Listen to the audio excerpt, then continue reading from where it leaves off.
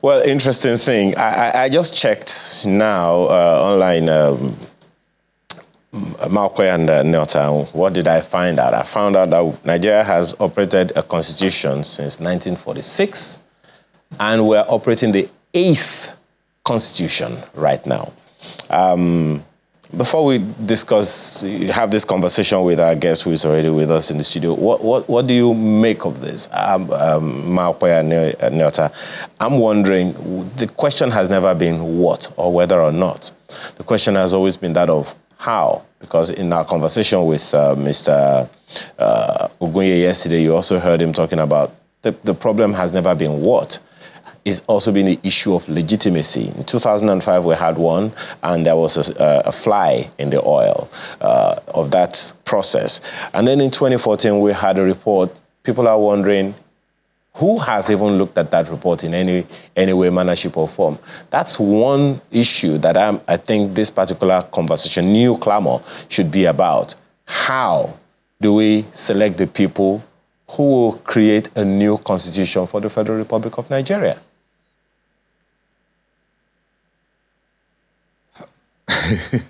As they say, jam question. If you ask me, who would I ask? But then it's the legislators will tell you that they're representing the people.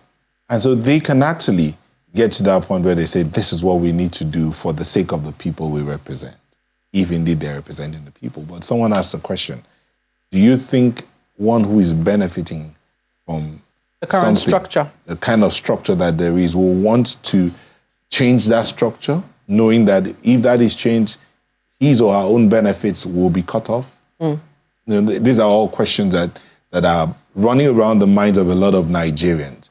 We all know, the truth is, everybody knows that what we have right now will not get us to where we want to get to. And there needs to be a change.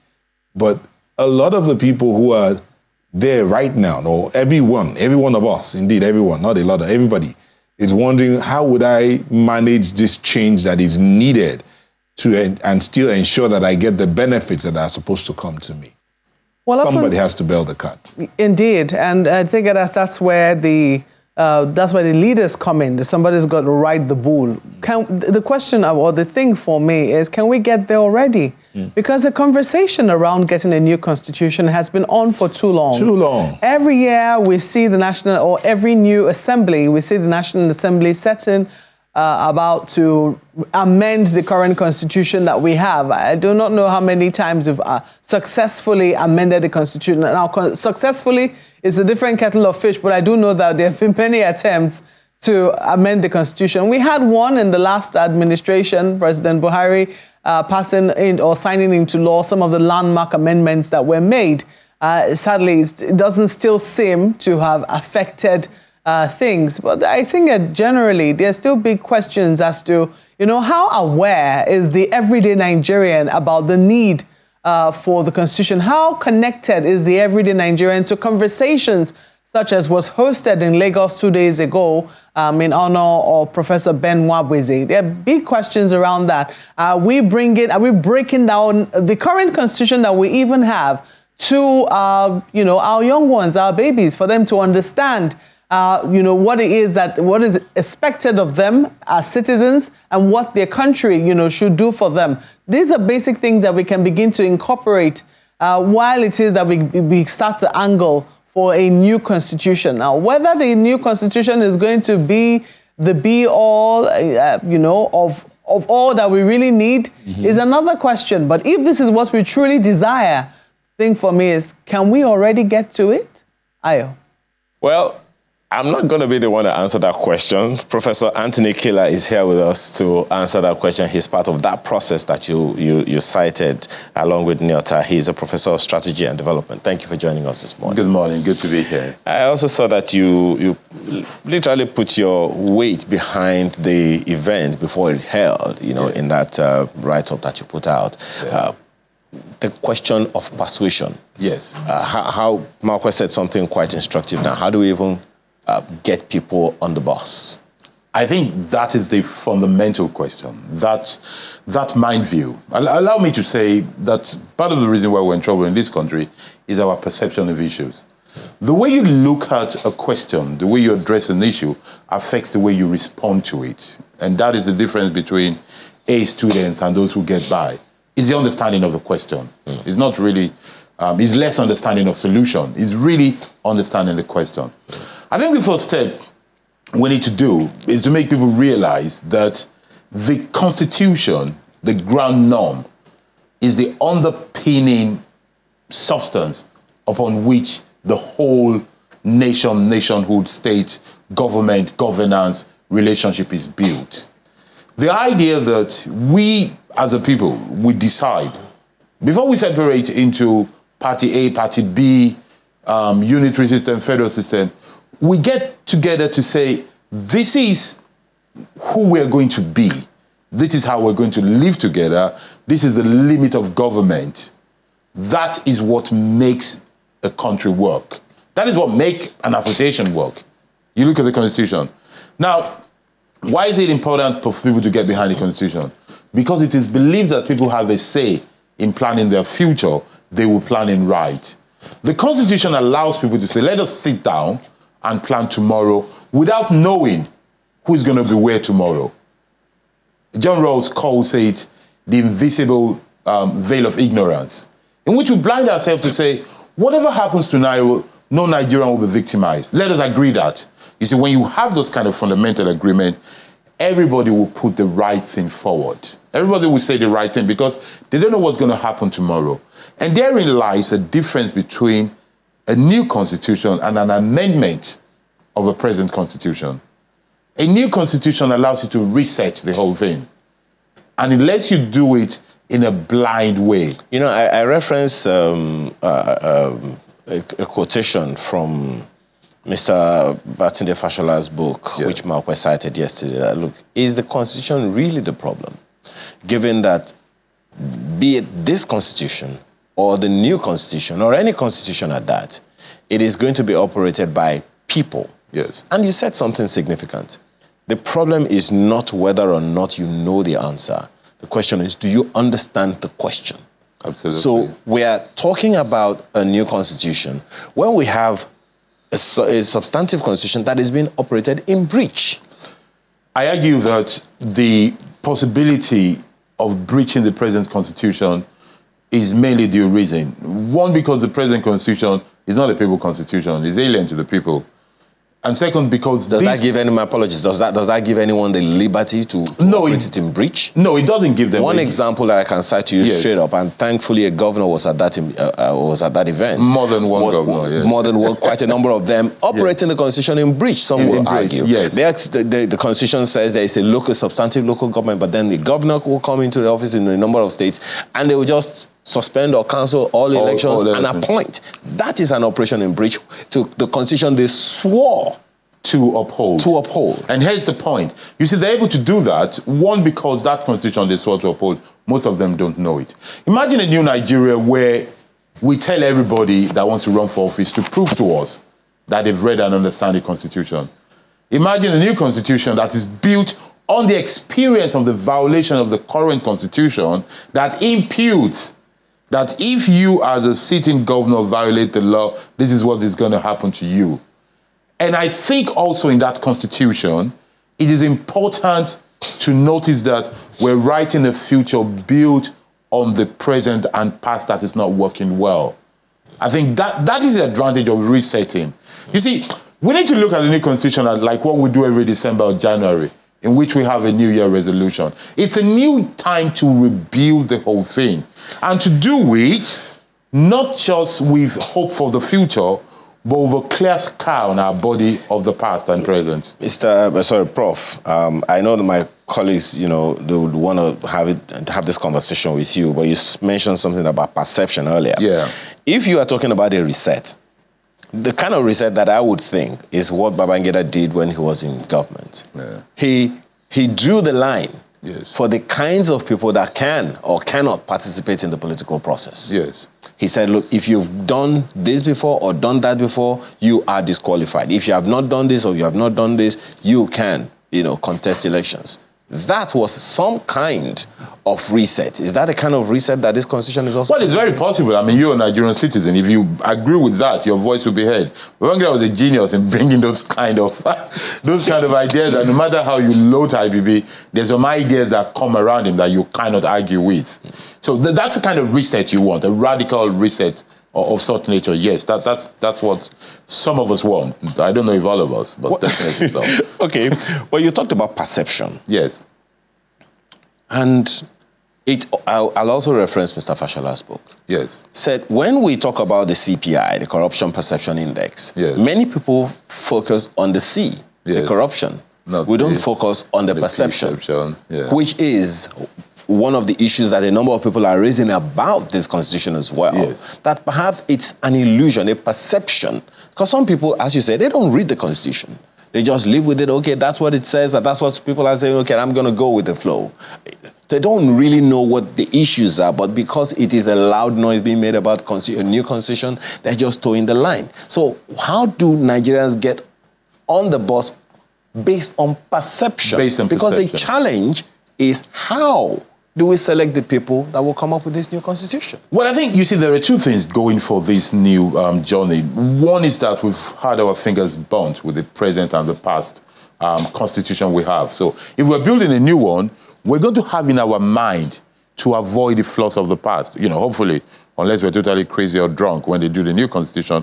But normal, rational human being, as a philosopher would say, will change the way they're doing things if they have a new opportunity because they have it in their mind. The second thing is, from teachers to media people like yourself and churches and mosques and all kind of elite, perhaps will help us build that kind of perception in which people understand the constitution is what guarantees and protects them. So that, for example, I think American situation, for example, where almost every citizen can talk about the Fifth Amendment. I plead the Fifth, because they understand what it gives to them. In Nigeria, I don't know any article of the Constitution that Nigeria hold on to say, oh, whoa, based on this article, you can't do this to me.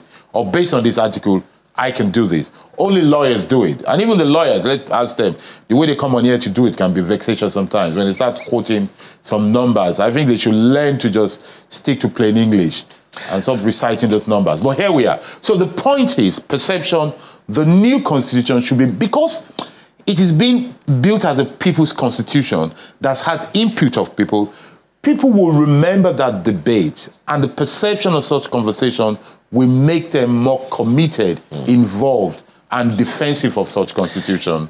Prof, my mind goes to Brexit and the way the young people were or were not a part of that process, yes, the Brexit process. Yes. It was after the vote had been cast that another section was like, wait a minute, what's going on here? What happened here? What happened? So it sounds like perhaps either in the communication or in the encoding of the communication, young people didn't really get the memo. No, they didn't. Now, how do we ensure that the young man, young woman today, whose life will be impacted for a very, very long time, yes, is really carried along in a way that the encoding resonates with them, the channel of communication resonates with them, and they can interpret it exactly as intended? That is a crucial point. I think the way to look at it, to know that a constitution, unlike other laws and documents, is a document of the future. Who more should be interested in the future than the young people?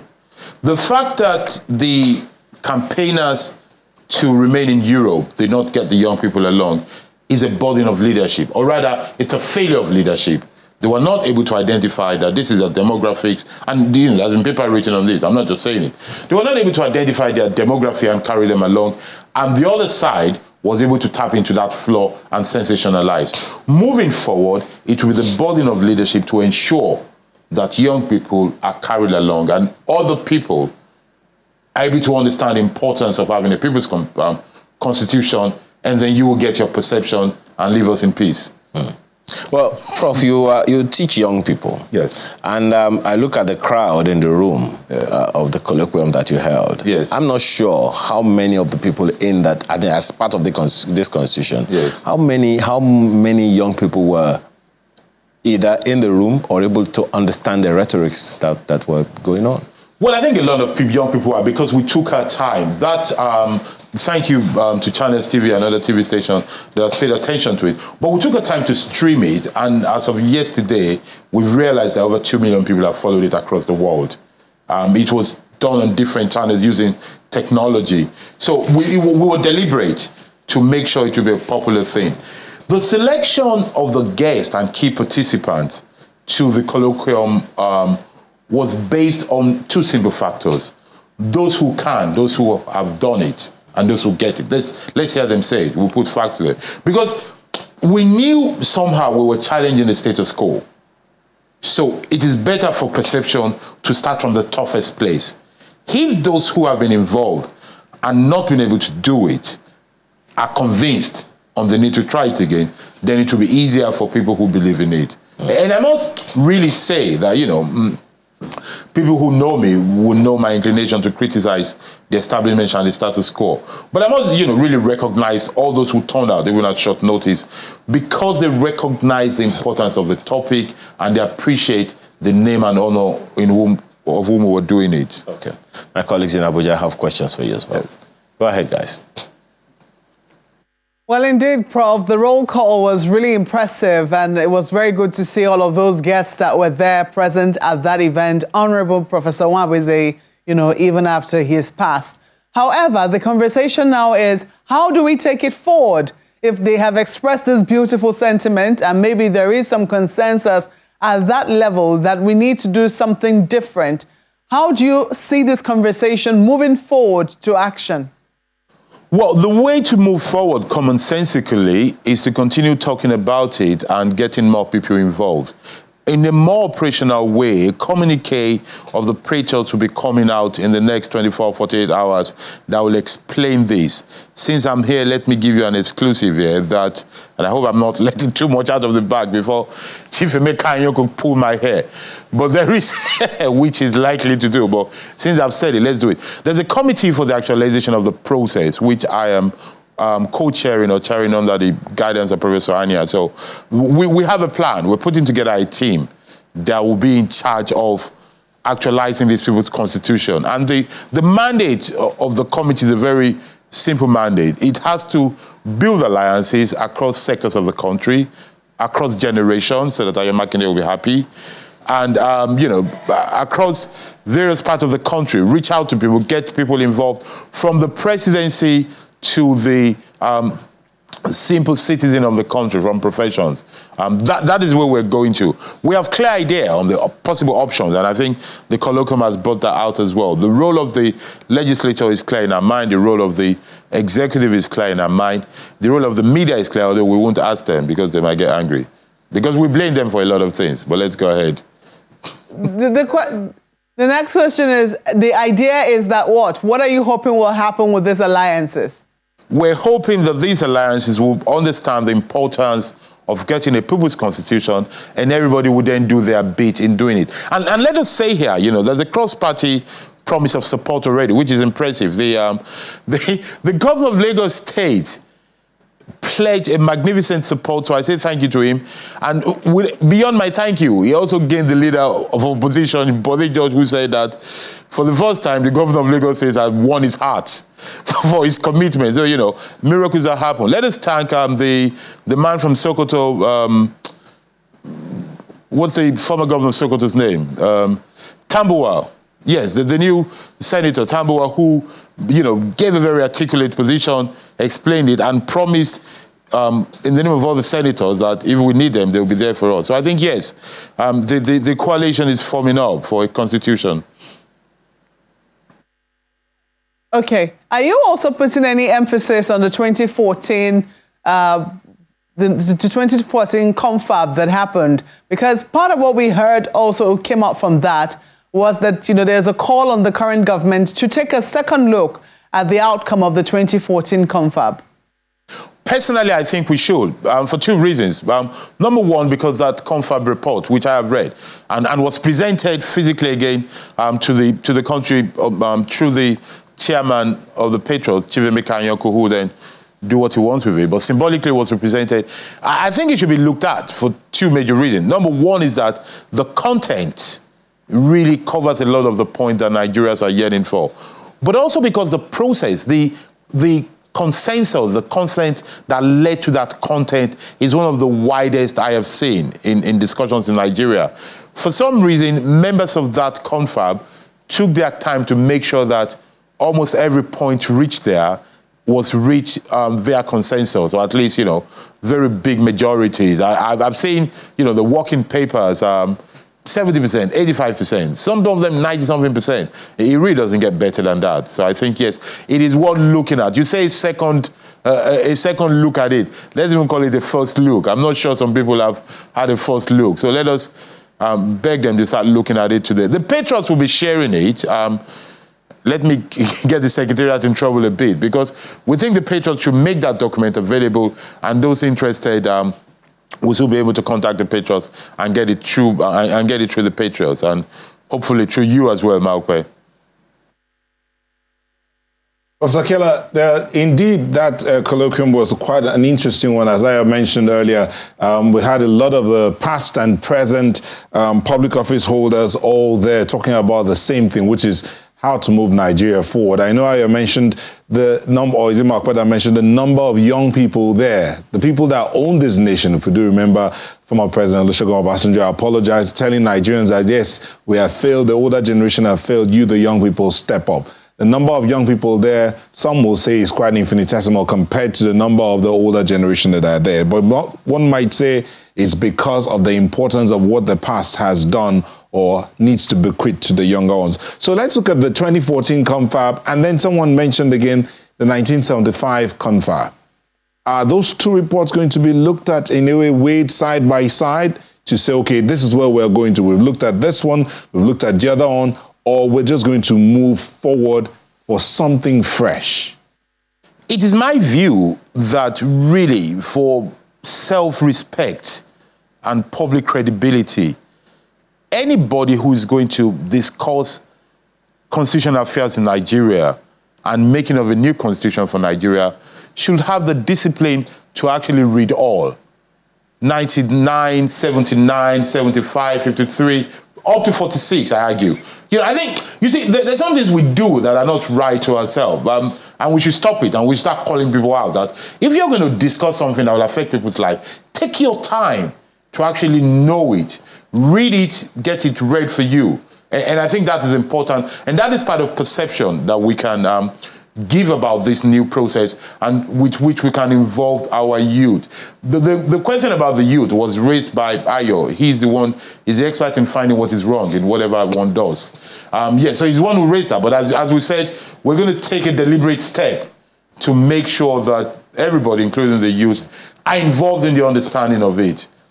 Well, I could plead the fifth, but there is no fifth to plead. There is no fifth to plead. There's another, segment of society that we seldom reference when we're having these kinds of conversations, and that's those people who cannot read and write, those people who are poor. Yeah. You are aware of the statistics in Nigeria that says we have more than 100 million people who are living in multidimensional poverty, and quite a significant number, no doubt.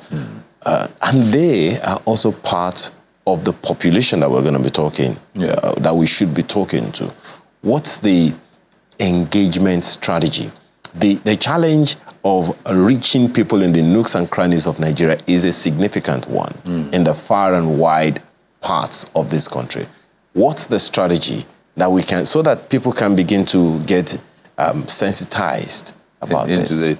Unfortunately, I'm a very wrong person to talk about it. Let me give you the official position of the Patriots, which is to get everybody fully involved in this, which means there will be conversations across the countries in various language, various kind of engagement, because the Patriots are committed to getting everybody involved in it. But you see, let me admit something I know which is unpopular, but I'd rather be truthful than unpopular. I and to the Kila belong to the school of Peter Michaels and people who believe in the burden of leadership, of elitists guiding the rest of the society. My thinking is that the people who should be more interested, more focused on this kind of thing are people who can read 10 different kind of constitution, are people who can get it, and people who have in knowledge and conscience a sense of understanding that it is in their interest to build a good nation, and it is in their interest to represent their constituencies and their people very well. Okay. I grew up in a society where my grandmother could not read. One of my first reading was to read English and translate for her.